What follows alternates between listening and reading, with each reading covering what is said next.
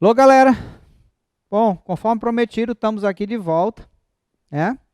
Para a gente fazer a última bateria de exercícios da apostila de genética com vocês, tá? Então, vamos lá. Começando, exercício do Enem, tá? Diz o seguinte, 2012. O milho transgênico é produzido a partir da manipulação do milho original, com a transferência para este de um gene de interesse retirado de outro organismo de espécie diferente. Esse conceito de ser de espécie diferente, hoje ele está meio já discutido, ultrapassado. Pode ser da mesma espécie, também é considerado transgênico, tá? É uma questão de discussão entre as escolas aí de biotecnologia. Mas vamos lá. A característica de interesse será manifestada em decorrência do quê? Olha como é legal essa questão. Então, o milho transgênico, está falando de gene de interesse. Tá? Vai pegar um gene de um indivíduo e colocar no outro. E aí ele vem aqui na pergunta e diz assim, a característica de interesse promovida por aquele gene, como é que ele se manifesta, né? Então, como é que um gene se manifesta num ser vivo? O gene se manifesta no ser vivo através de uma proteína. E para poder ter a proteína, tem que ter o RNA mensageiro, lembra? Então, tem o DNA, a fita ativa do DNA originando o RNA mensageiro, a gente chama de transcrição, e do RNA mensageiro originando a proteína, que a gente chama de tradução. Então, nesse caso, ele quer saber como é que a característica será manifestada. Será manifestada através da tradução do RNA mensageiro sintetizado a partir do DNA recombinante. Então, gente, um gene,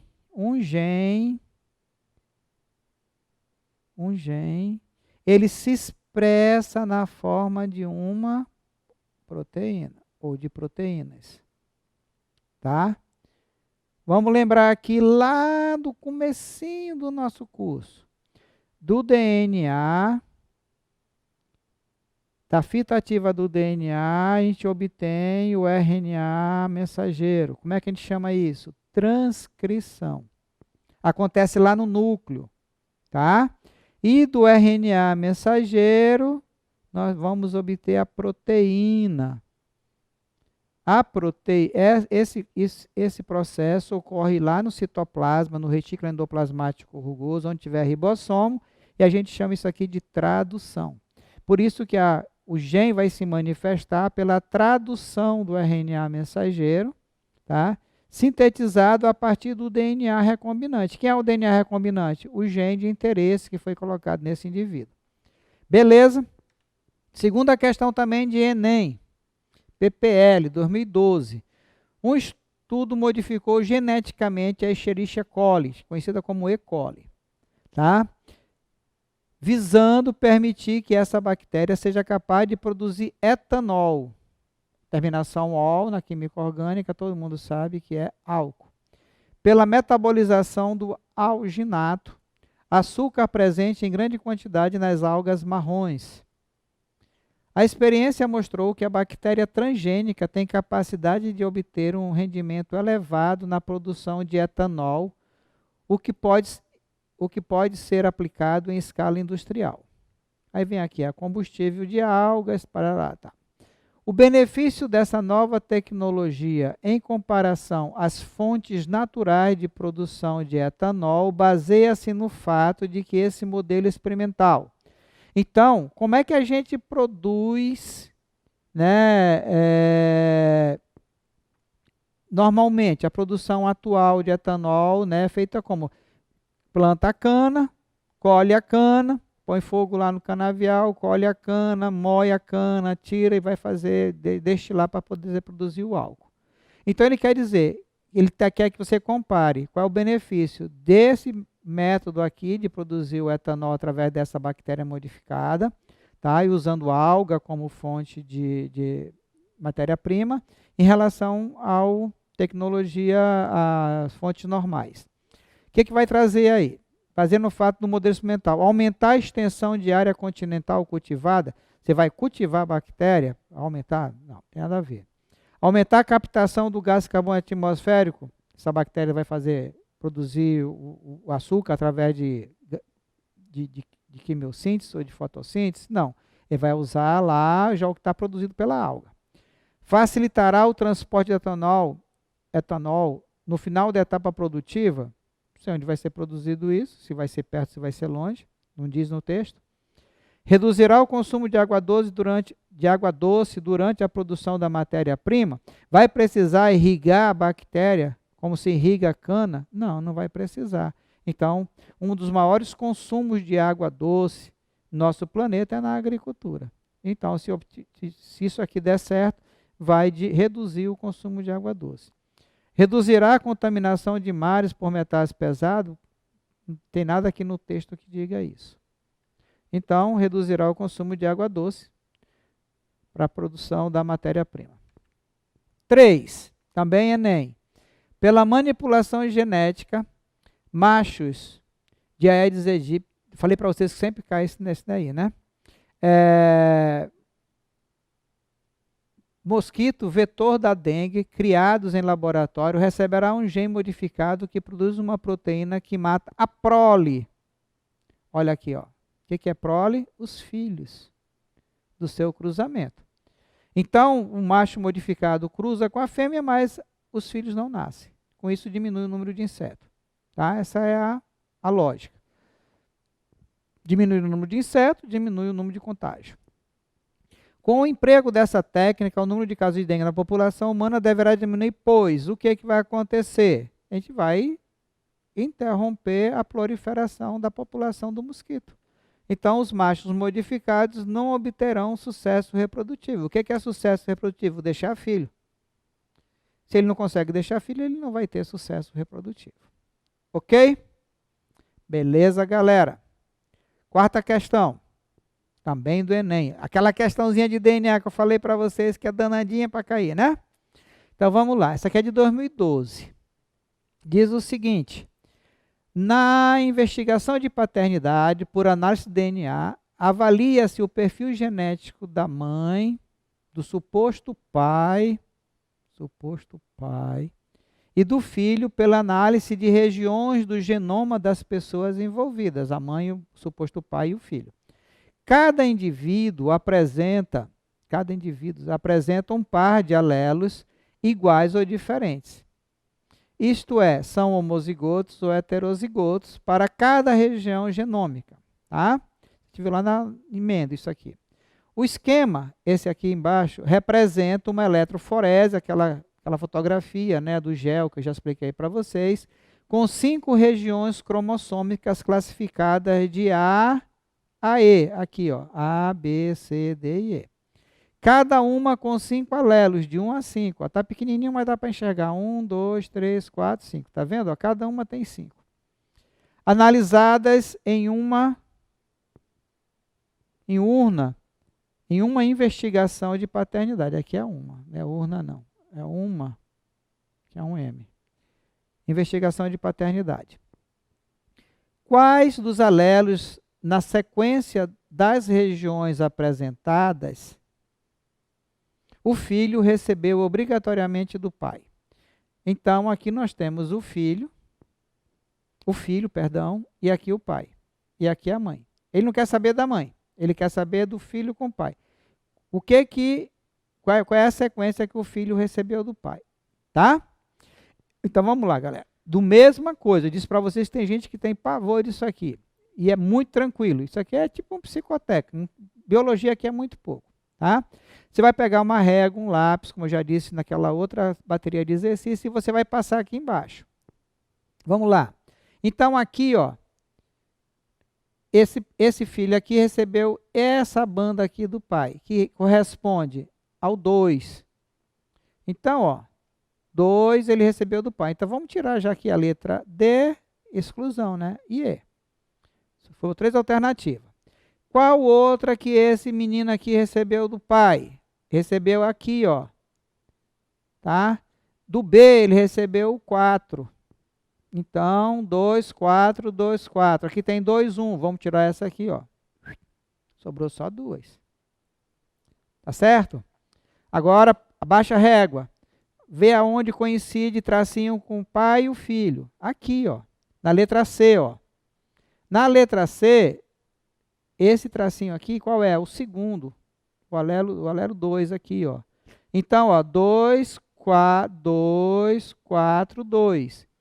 2, 4, 5, 2, 4, 2. Não, o 2, 4, 5 não é. 2, 4, 2.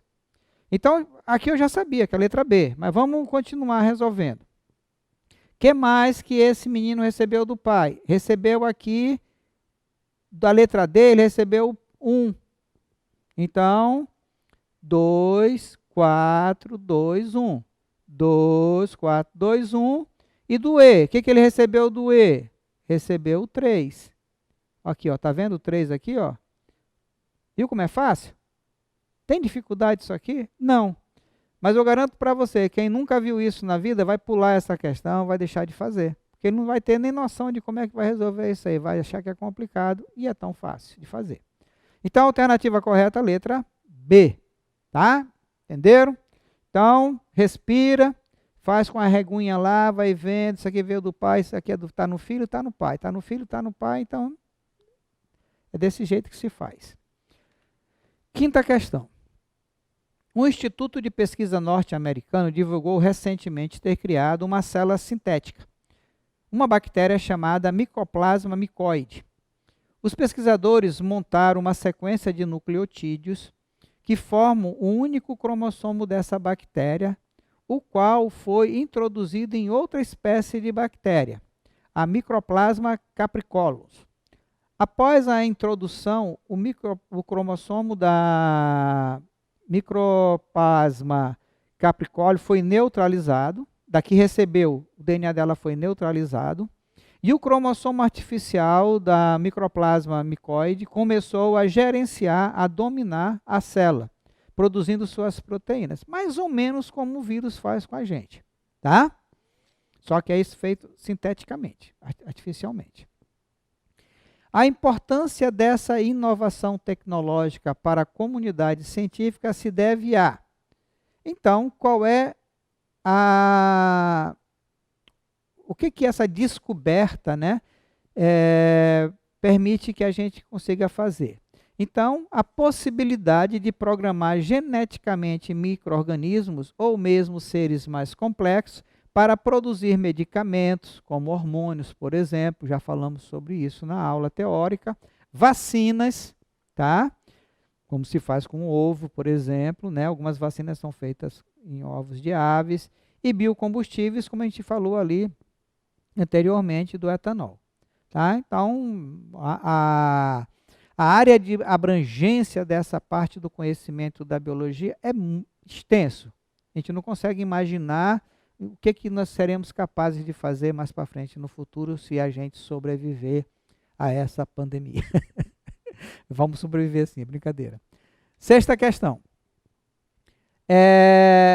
Segundo Jeffrey Smith, pesquisador de um laboratório que faz análise de organismos geneticamente modificados, após a introdução da soja transgênica no Reino Unido, aumentaram em 50% os casos de alergia. Olha aí.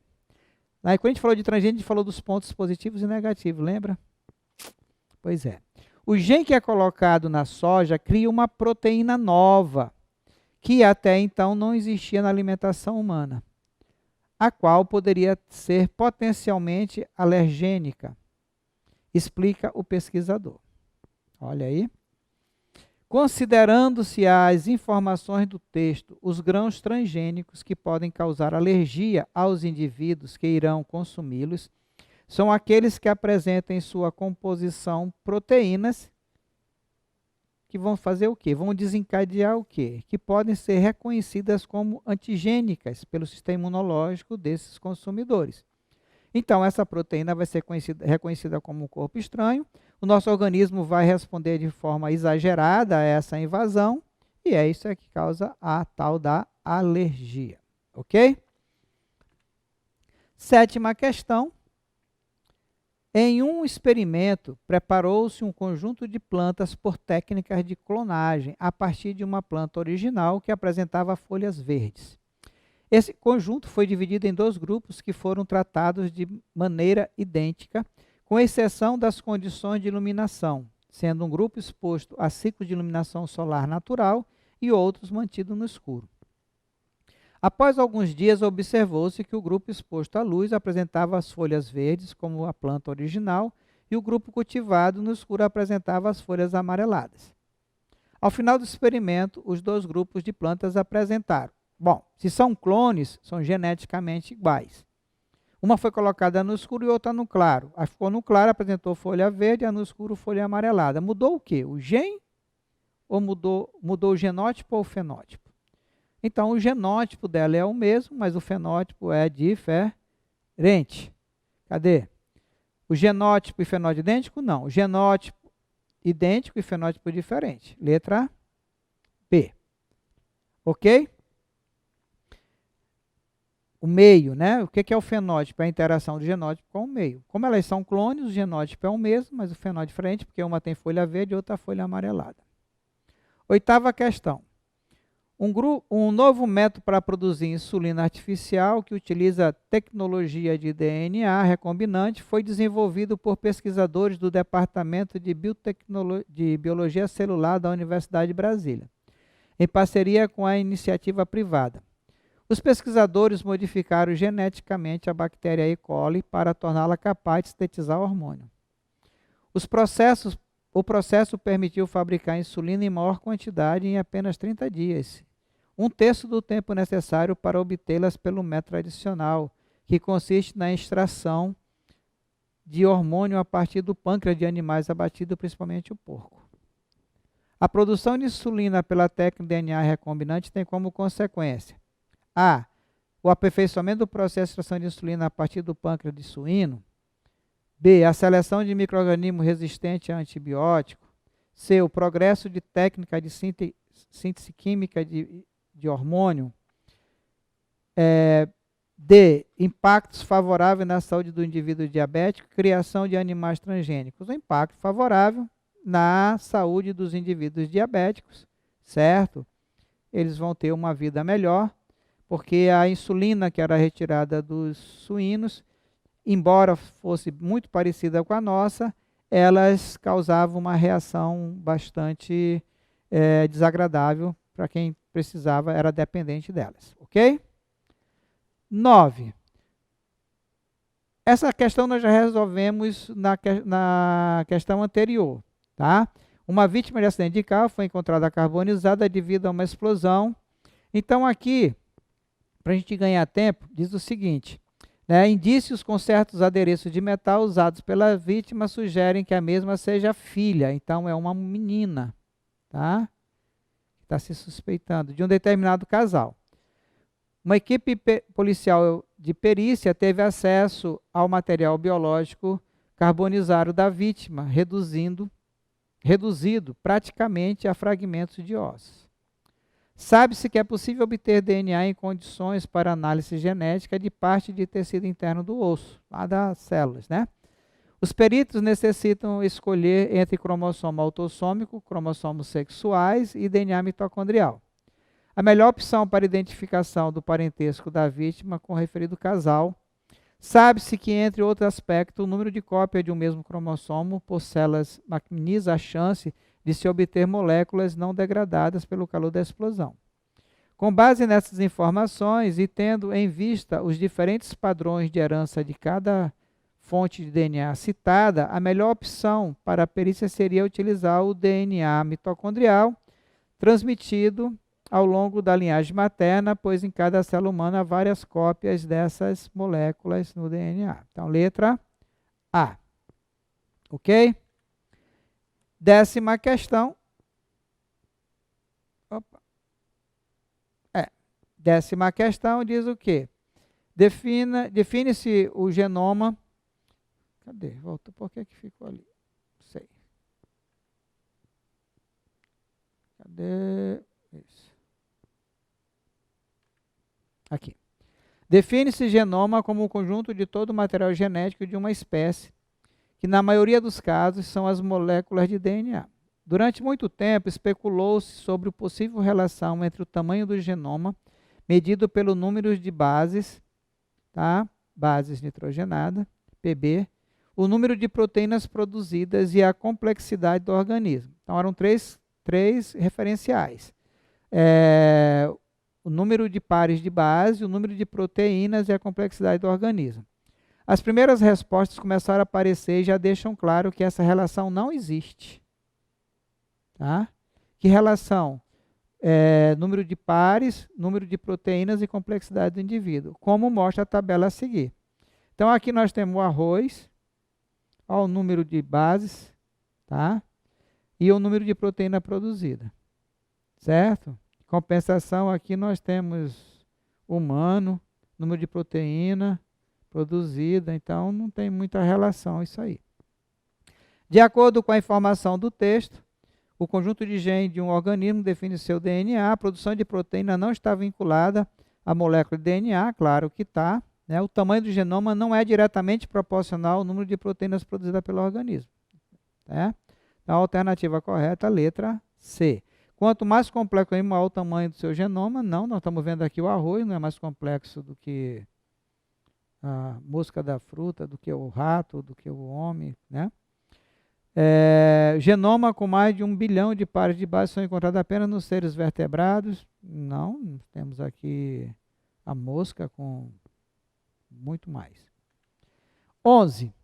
Durante muito tempo, os cientistas acreditavam que variações anatômicas entre os animais fossem consequência de diferenças significativas entre seu genoma. Porém, os projetos de sequenciamento de genoma revelaram o contrário.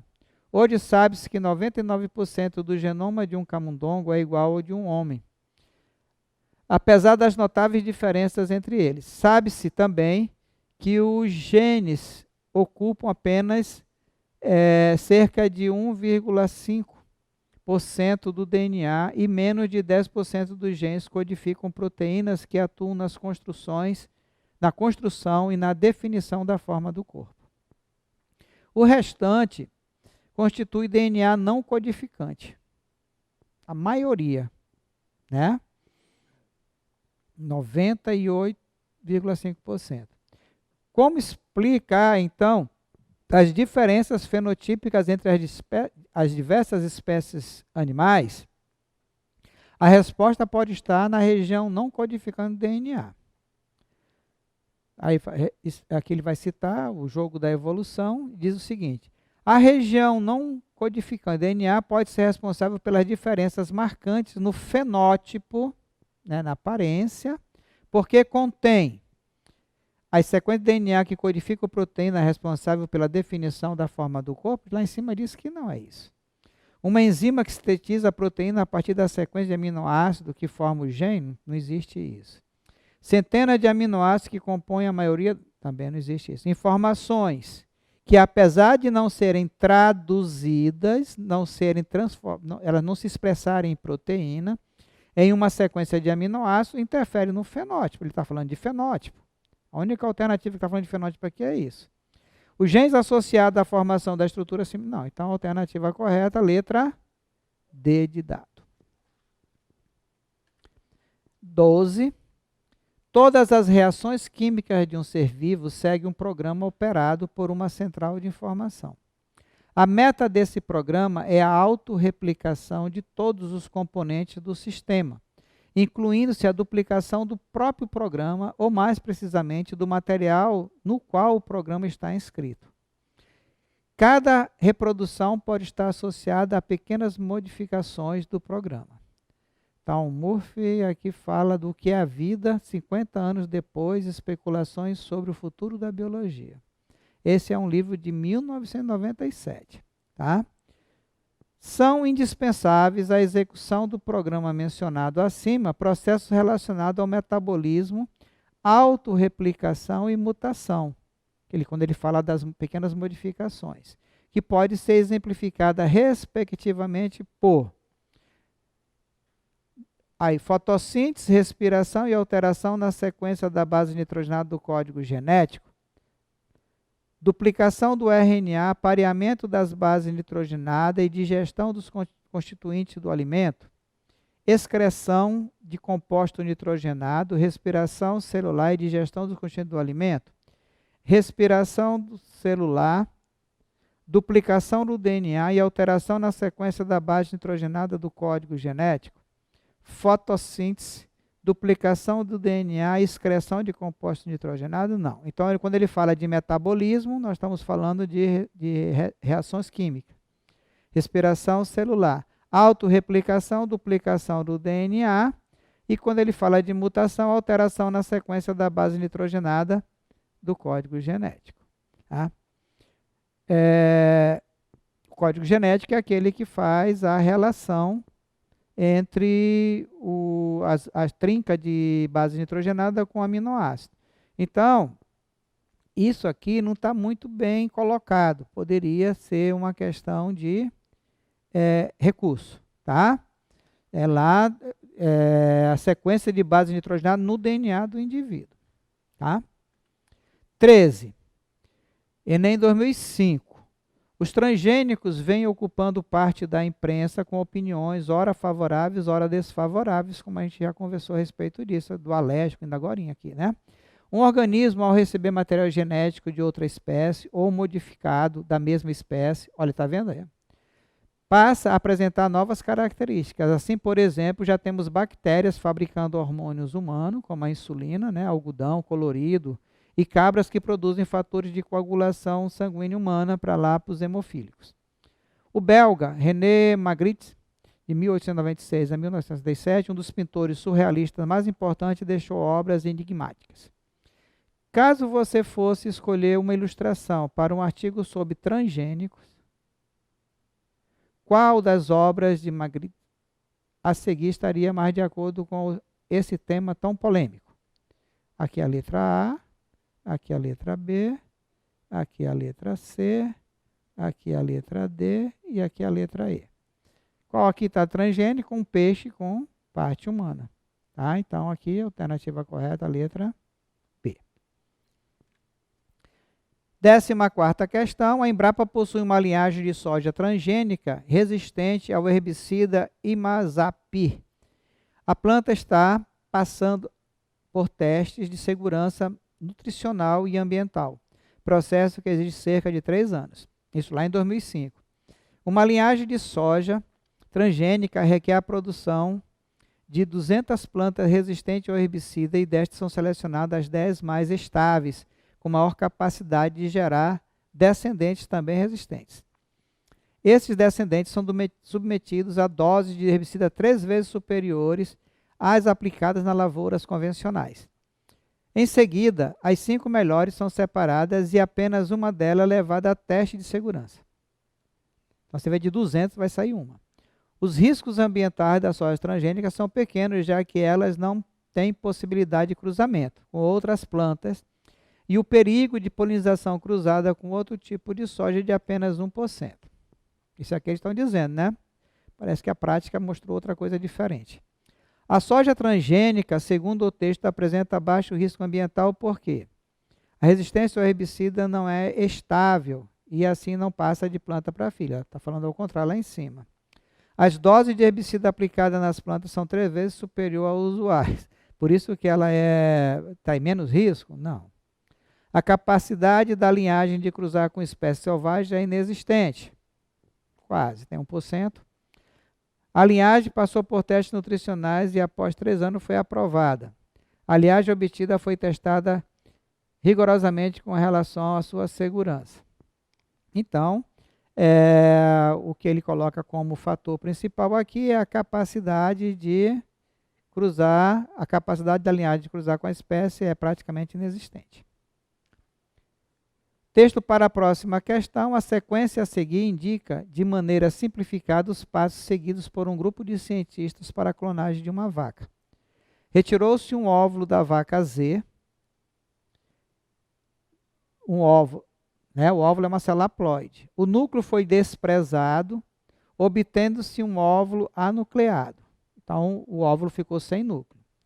2. Retirou-se uma célula da glândula mamária, por exemplo, uma célula diploide da vaca W.